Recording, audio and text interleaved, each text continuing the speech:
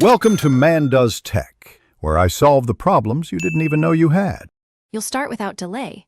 Plug the Dell into power and confirm a stable Wi-Fi or wired connection because updates can pause on battery.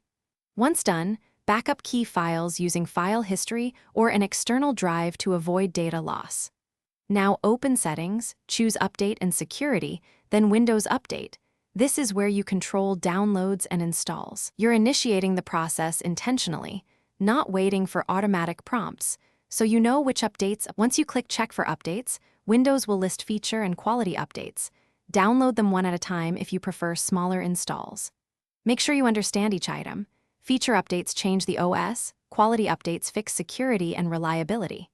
If you can't reboot immediately, schedule the restart or use pause updates for a short window. For Dell-specific drivers and firmware, run Dell Command Update so drivers match the new OS components, reducing compatibility problems. After installs finish, reboot the laptop so Windows can finalize changes, then Confirm Settings shows you're up to date. If a device shows issues, open Device Manager and look for warning icons.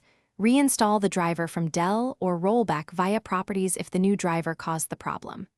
If an update fails or throws an error code, run the Windows Update Troubleshooter, reboot, and retry. If that still fails, note the error code and use rollback or system restore to return to a working state. Thanks for watching. If you found this helpful, don't forget to like and subscribe.